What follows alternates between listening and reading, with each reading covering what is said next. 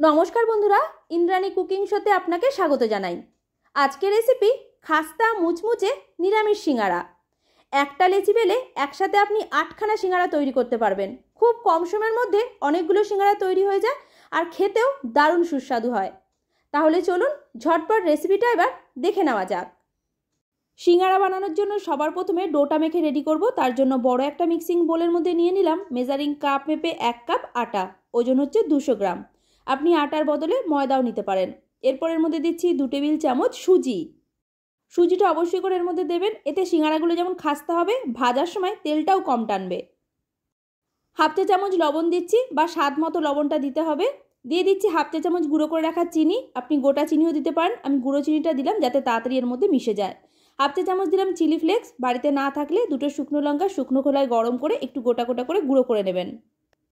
Half চা চামচ দিলাম সাদা তিল, ময়ানের জন্য দিচ্ছি 2 টেবিল চামচ রিফাইন তেল, আপনি তেলের বদলে ঘিও দিতে পারেন। আর দিলাম 1 মুঠো ধনেপাতা কুচি। সমস্ত শুকনো উপকরণগুলো এবার একসাথে খুব ভালোভাবে মিশিয়ে নিতে হবে। এবার এর মধ্যে অল্প অল্প করে জল দিয়ে ডোটা মেখে রেডি করব। সিঙ্গারার এই ডোটা খুব বেশি শক্ত খুব বেশি নরম হবে না। বাড়িতে রুটি পরোটার জন্য যেভাবে একটা নর্মাল ডো মেখে রেডি করি ঠিক সেরকম করে মাখতে হবে। আটার এই ডোটা আমার খুব ভালোভাবে মাখা হয়ে গেছে, দেখুন এইভাবে মেখে নিয়েছি। এবার এই ডোটা যাতে ভালোভাবে সেট হয়ে যায় ঢেকে আমি রেস্টে রেখে দিচ্ছি 10 মিনিটের জন্য। এবার একটা মশলা রেডি করে রাখছি। হামাদিস্তার মধ্যে নিচ্ছি হাফ ইঞ্চি আদার টুকরো, ঝালের জন্য 2টো কাঁচা লঙ্কা। ঝালের পরিমাণটা আপনি একটু বাড়িয়েও দিতে পারেন। চপ কিংবা সিঙ্গারার পুর তৈরি করার সময় আদা আর কাঁচা লঙ্কাটা এইভাবে যদি হামাদিস্তার মধ্যে ছেঁচে দেওয়া হয় তাহলে স্বাদ কিন্তু অনেক ভালো আসে। আপনি মশলাটা বেটেও দিতে পারেন। দেখুন মশলাটা আমার ছেঁচা হয়ে গেছে, এইভাবে একটু গোটা গোটা রেখে ছেঁচতে হবে। সিঙ্গারার জন্য এবারে আলুর পুরটা তৈরি করছি। তার জন্য গ্যাসে একটা কড়াই ভালোভাবে গরম করে এর মধ্যে দিলাম 2 টেবিল চামচ মতো সাদা তেল। তেল গরম হয়ে যাওয়ার পর এর মধ্যে দিচ্ছি 1 মুঠো চীনা বাদাম। এই বাদামটা কাঁচা তাই আমি একটু তেলের মধ্যে ভেজে নিচ্ছি। আপনি যদি ভাজা বাদাম নিচ্ছেন তাহলে আর ভাজার দরকার নেই। 2 থেকে 3 মিনিট সময় নিয়ে বাদামগুলোকে আমি একদম হালকা কালার করে ভেজে নিয়েছি। এবার এগুলোকে তুলে নিলাম। এবার এই বাদবাকি তেলটার মধ্যে ফোড়নের জন্য দিলাম হাফ চা চামচ 5 ফোড়ন। গ্যাসের ফ্লেমটা মিডিয়াম টু হাইতে আছে। 5 ফোড়নটাকে ভেজে নিচ্ছি 20 থেকে 25 সেকেন্ড। ফোড়নটা ভাজা হয়ে গেছে, খুব সুন্দর একটা গন্ধ বেরোনো শুরু হয়েছে। এবার এর মধ্যে দিয়ে দিচ্ছি থেতো করে রাখা আদা আর কাঁচা লঙ্কা। মশলাটাকে এবার কষিয়ে নিচ্ছি যতক্ষণ না আদার কাঁচা গন্ধটা চলে যায়। খুব বেশি সময় লাগবে না, 2 মিনিট মতো কষালেই দেখবেন আদার কাঁচা গন্ধটা চলে যাবে। এবার এর মধ্যে কিছু গুঁড়ো মশলা অ্যাড করে দেবো। প্রথমে দিলাম হাফ চা চামচ হলুদ গুঁড়ো, হাফ চা চামচেরও কম দিচ্ছি লঙ্কার গুঁড়ো। কাঁচা লঙ্কা দেওয়া আছে তাই গুঁড়ো লঙ্কার পরিমাণটা কম করে দিলাম। হাফ চা চামচ দিলাম জিরে গুঁড়ো। সব মশলা এবার একসাথে মিনিট খানেক আবার ভেজে নিচ্ছি। আর গ্যাসের ফ্লেমটা এই সময় একদম লোতে আছে, তা না হলে গুঁড়ো মশলাটা কোনোভাবে পুড়ে যেতে পারে। এবার এর মধ্যে দিয়ে দিলাম সেদ্ধ করে রাখা আলু। মাঝারি সাইজের 2টো আলু খোসা সমেত ভালো করে সেদ্ধ করে রেখেছিলাম। ঠান্ডা হয়ে যাওয়ার পর খোসাটা ছাড়িয়ে হাত দিয়ে মেখে নিয়েছি।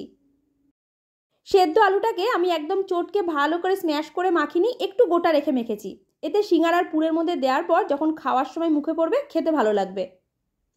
এরপর এর মধ্যে দিলাম হাফ চা চামচ নুন। আলু সেদ্ধ করার সময় বা মশলা কষানোর সময় আমি এর মধ্যে নুনের ব্যবহার করিনি, এখন পরিমাণ মতো দিয়ে দিলাম। আর দিলাম হাফ চা চামচেরও কম চিনি। মিষ্টিটার মধ্যে অল্প হলেও দেবেন। সিঙ্গারাটা আমরা নিরামিষভাবে বানাচ্ছি তাই আলুর পুরটা একটু মিষ্টি স্বাদের হলে খেতে ভালো লাগবে। এরপর এর মধ্যে ভাজা বাদামটা দিয়ে দিলাম। আর দিচ্ছি হাফ চা চামচ গরম মশলা গুঁড়ো।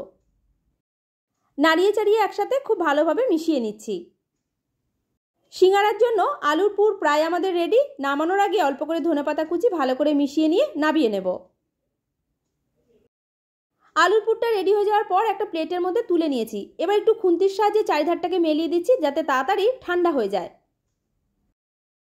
মেখে রাখা আটাটাও এতক্ষণে খুব ভালোভাবে সেট হয়ে গেছে। এবারে ঢাকনাটা খুলে নিয়ে লেচিগুলো কাটার আগে আর একবার ভালো করে মেখে নিচ্ছি। লেচিটাকে এবার প্রথমে আমি দুভাগে ভাগ করে নিলাম।